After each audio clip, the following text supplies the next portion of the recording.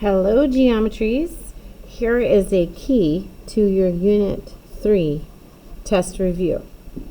All right, classify the angles as vertical, a linear pair, consecutive interior, corresponding, alternate interior, alternate exterior, same side exterior, or none of these. All right, so just to be clear, we're not given any parallel lines. So all we're looking at is the angle relationship. So let's look at 2 and 4. 2 and 4 share this transversal, and they are in corresponding positions. So those are going to be corresponding angles. All right, let's look at 6 and 5. They share this transversal, and they are going to be consecutive interior angles. We don't know anything about congruence or whether or not they're supplementary because no one's told us about the angles. We're just looking at the relationship between them. Here's what I want you to do. Pause the video and go ahead and try to look at all the rest of these and then come back and check your answers. Do the work first and then check your answers. All right, did you pause? Until you do the work, you don't know what you don't know. All right, let's check your answers. So we already talked about 2 and 4 being corresponding angles, 6 and 5 consecutive interior angles, 12 and 8 are what we call alternating exterior angles. And I have my skewer here so you can see this is the transversal and you can see angles 12 and 8. They are on opposite sides of the transversal and they are outside of the parallel line system. All right, 3 and 8 share this transversal, so they are alternating interior angles. 3 and 5 have no relationship. They don't share a transversal and they don't share any lines, so there's no relationship for 3 and 5. 7 and 11 are vertical. In fact, 7-11 doesn't need this or this part of the diagram to have a relationship. And guess what? Neither do 4 and 10. They are a linear pair. These are supplementary. These are congruent. So we know for sure that vertical angles, no matter what, are congruent. And we know that linear pairs, no matter what, are supplementary. Same side and exterior angles are going to be 2 and 10. We don't usually talk about them too much, but there they are for you. All right. Now in the diagram above, we get some information. We get A and B are parallel. We get M and N are parallel.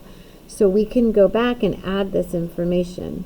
M and N are going to be parallel, and I know that A and B are going to be parallel.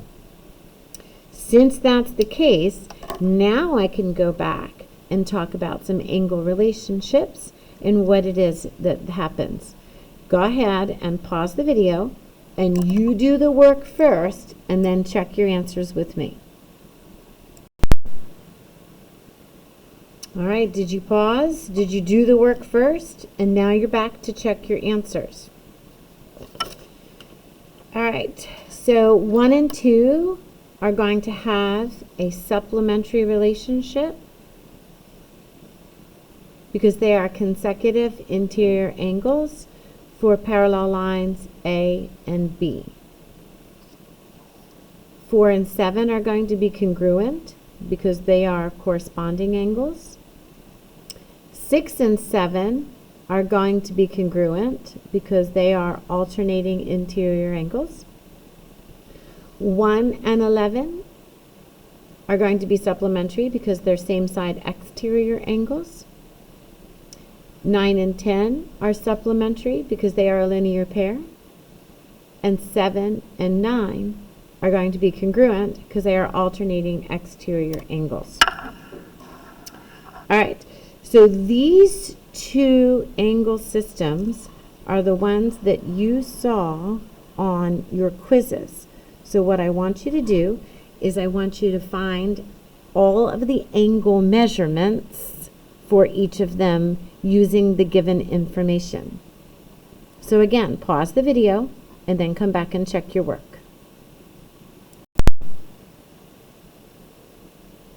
All right, I hope you paused. I hope you did your own work. Now, these two angle systems were similar to what was on your last quiz. So I'll talk about the key to each one. Here, since I know this angle is 42, I know these are supplementary, so I get a measure of 138. I know these are vertical, so I get a measure of 42 for number 2. And then, of course, 3 is vertical with 1, so that's also 138. 2 and 4 are alternating interior angles, so that's why 4 is 42. 5 is 90 degrees, because 8 is 90 degrees, because 10 is 90 degrees, because of this right angle right there. All right. We have 7 being 42 degrees, and because 7 is 42 degrees, these two are complementary, which makes 6 and 9 48 degrees. All right, let's talk about this second system that we have here. Since this angle is 53, I know this is 127, so is this, and this is 153. So solving this comes first. Once I know that this is 53, then I go ahead and I know that this is 53 because of alternating interior angles. I know that this is 37 because they're complementary. Once I know 4 is 37, I know 7 is 37. Once I get 7 is 37, that helps me find the rest of these 3 angles here. All right, study your answers carefully, and then let's go on to page 2. All right, for page 2, you're asked to find the values of x and y, and the most important thing here is setting up the proper equations. And we need to understand why we can set these up, because each of these lines are parallel. That allows us to know that all of the cool relationships exist between each of these sets of angles. So go ahead and pause the video, and I want you to set your equations up and solve for x and y. All right, so let's just first check our equations and make sure we have the geometry right.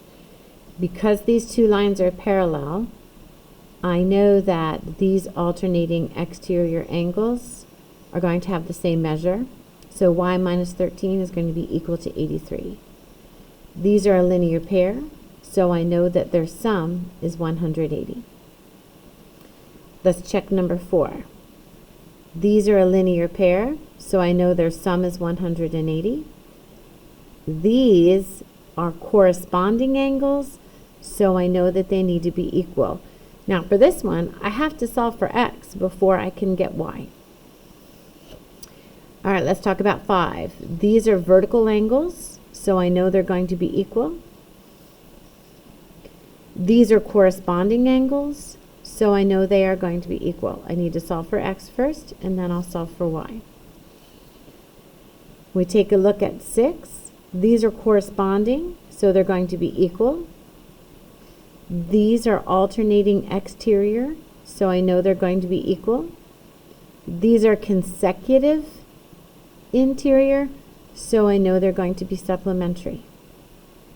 That's the geometry. Now it's time for the algebra. You go back and solve, and then check your answers with mine. All right, let's check your equation solving. I subtract 83 from each side, and I get 97. I add 13 to each side. Oh, that doesn't look right.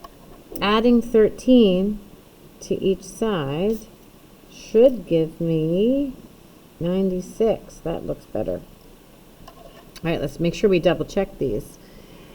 I combine like terms by adding 9 and 98, and then I subtract 107 from each side. I combine like terms by substituting this 73 in for my x value. Combine like terms, divide by 2. I solve for x by subtracting 25 from each side, and then I substitute 65 in for x, and then I solve for y. Combine like terms,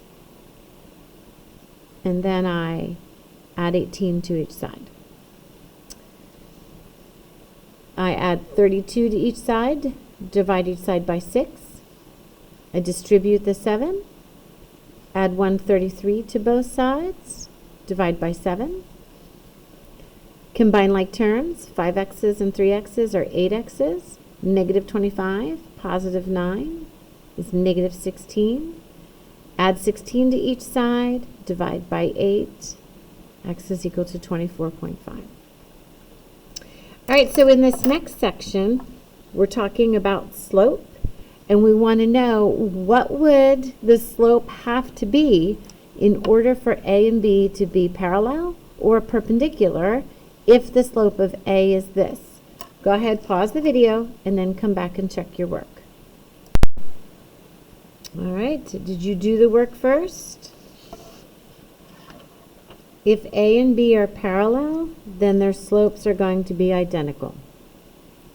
If A and B are perpendicular, the slope of the perpendicular is going to be the opposite reciprocal. So if one is negative, the other is positive. If one is positive, the perpendicular line is negative, and they are reciprocals or flips of each other. All right, so in this next section, we're talking about stating the reason for the conclusion, and these pictures are here to help you out. Let's just talk through these. If I'm given that the measure of angle 1 is the same as the measure of angle 2, I can say that they are congruent by the definition of congruence. If I'm given that 3 and 4 are a linear pair, I can then say that they are supplementary by the linear pair postulate.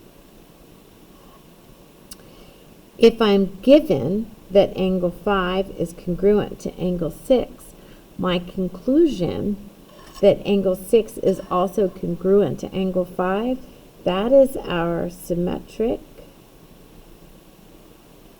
property of congruence.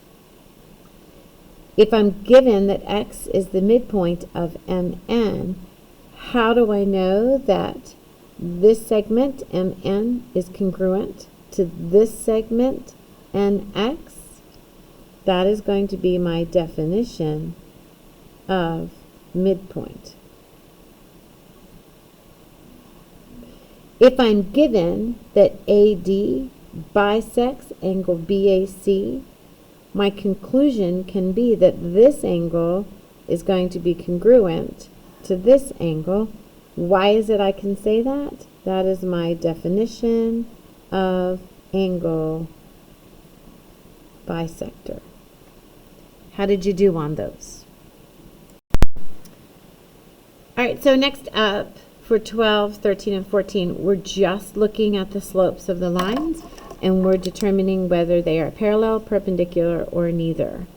When I have these two slopes that are reciprocals of each other, they are neither parallel nor perpendicular. When I have these two slopes that are opposite reciprocals of each other, I know these slopes are going to be perpendicular. When I have these slopes that are identical, I know that these lines are going to be parallel. All right, so we've got a little proof practice going on here. Pause the video. You see if you can figure this out, and then come back and check your work. All right, let's go ahead and explore your thinking. We're given angle 1 and angle 2 are congruent, angle 3 and angle 4 are congruent. Since I'm proving these angles or those lines are parallel, I know I'm going to have to be using the converse of my theorems. All right, 1 and 2 are congruent, so by the converse of alternate interior angles, that makes those two lines parallel. 3 and 4 are congruent, so by the converse of alternate interior angles, that makes these two lines parallel. And if you recall, we have a theorem that says if two lines are parallel to the same line, then they are parallel. So that one, pretty simple. All right, let's move on to this one. A little bit more complex. Paragraph proof.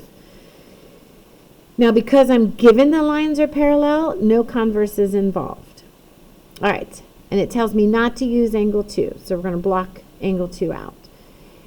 Since A and B are parallel, I know that angles 1 and 4 are congruent because they are alternate interior angles.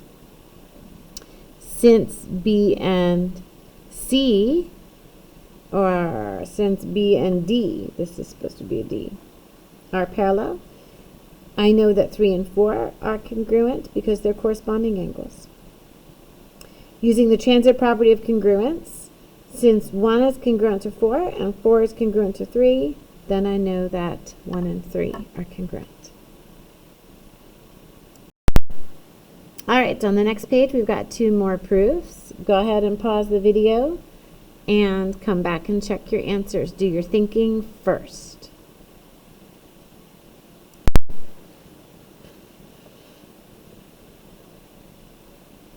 All right, let's see. I'm given J and K are parallel. That's these two lines right here. I'm given these are parallel. And I'm given that angle 8 and angle 9 are supplementary. Well, actually, I'm given that the measure of their angles equals 180 degrees. So my first step is to define them as supplementary using the definition of supplementary. All right. Because the lines are parallel, I know that angles 9 and 4 are supplementary because they are consecutive interior angles. Once I have 9 and 4 supplementary, and I have 8 and 9 supplementary, by the congruent supplements theorem, angle 4 and angle 8 have to be congruent because they are supplementary to the same angle. Once I have angles 4 and angle 8 congruent, I know that lines L and N have to be parallel by the converse of the corresponding angles theorem. All right, let's consider this next one. It's very similar. So what I want you to do is pause the video. If you didn't get the other proof, go ahead and jump into this one and see if you can do it. All right, so how did you do? Now there's more than one correct way of doing these, so if you did it differently, think about if it could be right too. I'm given that L and N are parallel, and I'm given that 6 and 12 are congruent. All right, because L and N are parallel, I know that 6 and 2 are congruent because they're corresponding angles. Now maybe you use 6 and 4 because they're alternating exterior angles. You could have done that. Either one would be fine. Because your next step is how you tie these lines J and K together. You use angle 2 as a go-between. 6 and 2 are congruent. Now I know that there's a relationship between 2 and 12. If I knew that 2 and 12 were congruent, that would give me parallel lines. Well, guess what I do? I know that 2 and 12 are congruent because 6 is congruent to 12, 6 is congruent to 2, so by the transitive property of congruence, I can say that 2 and 12 are congruent. Now that I have 2 and 12 congruent, the converse of the alternating exterior angles is going to help me prove that lines J and K are parallel. All right, so we've got some practice e-cart questions for you. We'll zip through these. Again, do the work first. So if you haven't already tried these, pause the video and go back and do your work. All right. So given A and B coordinates, what is the slope? When I'm calculating slope, I'm looking for the change in my y coordinates compared to the change in my x coordinates. So that's going to be 0 minus -4 compared to 1 minus 2. So that's going to give me +4 over -1. So my slope is going to be equal to -4. All right, which is most likely the slope of the lined graph. You want to find your integer coordinates. Remember, integer coordinates is where your graph crosses the grid lines. So I have a rise of 1 and a run of -1, 2. That sounds like a slope of -1/2 to me. All right, line N intersects P, Q, R, and S. Which two lines are parallel? All right, so we know that these, if this is 130, that these ones are not parallel because those are not supplementary. Let's go ahead and look at 130 and 50. Oh, that looks pretty good because if this is 50, so would this, and that makes this. So far I like P and R. As far as this line goes, we don't have anything that ends in a 5, so we know adding them together is not going to give me any supplementary angles. So we like P and R for this one. All right, what condition will guarantee that line L is parallel to line M? 1 and 3 are congruent, they're vertical angles, but that's not going to help me. 1 and 6 do not have a relationship, so that's not going to help me. 6 and 5 are supplementary because they're a linear pair. That's not going to help me. If 3 and 5 are congruent, they are alternating interior angles, and that converse will go ahead and prove that those lines are parallel. All right, number 5, transversal cuts, A, B, and C. Which two lines are parallel? All right, let's go ahead and do some thinking. If this is 75 because of vertical angles, these would have to be identical, so A and B are not parallel. If these two were parallel by alternating exterior angles, they would have to be the same. So that's what we just said. Okay, now we'll talk about B and C. Now don't go by how it looks because we want to make sure that we consider everything by the values, not the numbers. So if these two were parallel, I have vertical angles, these would have to be supplementary. They are not, so it's not B and C. All right, so then I've got 100 degrees between this one, but let's go ahead and check out these two. 105 and 75. It looks like A and C. That makes those two supplementary. These are not because of alternating interior angles. So I like A and C for this one. All right, let's go back on the back of the page. Let's look at question number 6. In the figure, the measure of angle 3 is equal to 3x minus 105.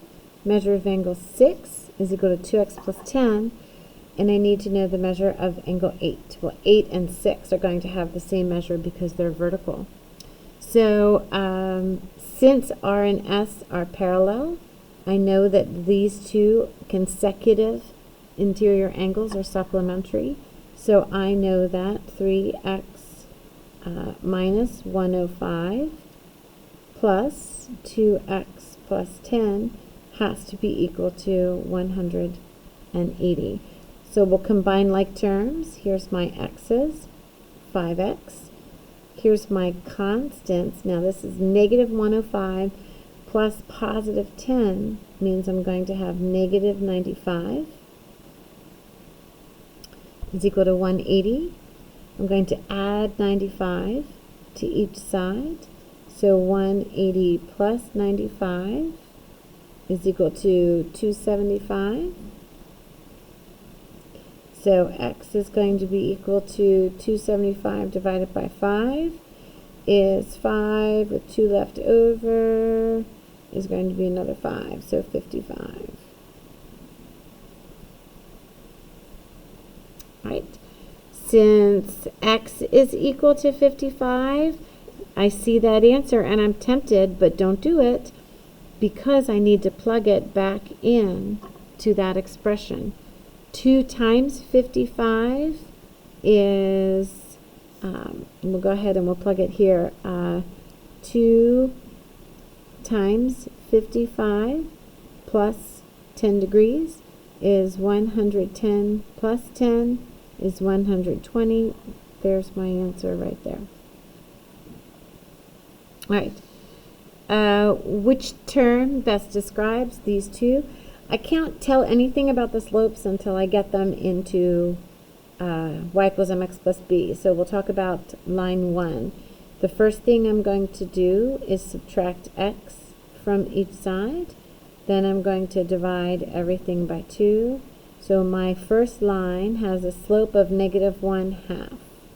And really all I care about this conversation is the slope to see what is happening.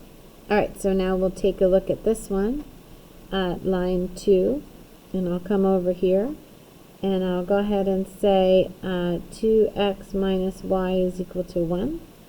I'm going to add y to each side, and then I'm going to subtract 1 from each side, and that's how I isolate my y. This has a slope of 2, which means these two lines have slopes that are opposite reciprocals, so they are going to be perpendicular. All right, Sally is using strings to mark parallel rows for a vegetable garden behind her house. Measure of angle 1 is 115 degrees. What should the measure of angle 2 be? It's going to have to be supplementary, because here's a corresponding angle, and then this is going to be the supplement. So 115 plus what measure has to equal 180. So if I subtract 115 from each side, my x measurement has to be 65 degrees. So if x has a measure of 65 degrees, then those two rows will be parallel. Question 9, what is the equation of a line in slope-intercept form that passes through this point and it's perpendicular? So the slope of my perpendicular line is going to be the opposite reciprocal. So I'll do a quick point-slope form. Through that point, y minus -1 is equal to my new slope times x minus my x value. Y plus 1, -6x plus 36. Y is equal to -6x, subtract 1 from each side, plus 35. And here's our answer here. All right, so for number 10, which equation represents a line that is parallel to this and passes through that point? All right, so my first job is to find the slope of this line. I don't know what it is, so I'm going to have to solve for y to figure that out. My first step is add 4x to each side. -2y is equal to 4x plus 7. I can't combine these. They're not like terms. This is a variable term, and this is a constant. So now I'm going to divide everything by -2, and I get y is equal to -2x minus 7/2. I'm not going to worry about this because all I need from this equation is the slope. So I know that the slope of my parallel line has to equal -2. Here's the point that it has to go through. So I'll quickly use point-slope form. I know that y minus 8 has to equal to my slope times x minus 10. Y minus 8 is equal to -2x plus 20. Add 8 to each side. So y is equal to negative 2x plus 28. And here's the right answer. F. All right. So go back, read through your notes. Make a plan for how you want to study. First of all, we need to think about organize your notebook. And then we want to read through your notes. And remember, we want you to think about interacting with your notes. Talk to them. Go through, highlight, circle, square, get different colors that'll help you remember what to do. We want to make sure that you do your past homework assignments. And if you have any questions from this packet, make sure you come ready to ask in class. All right? Study hard for this test. Get yourself off to a good start for this quarter. All right? Good luck, everybody.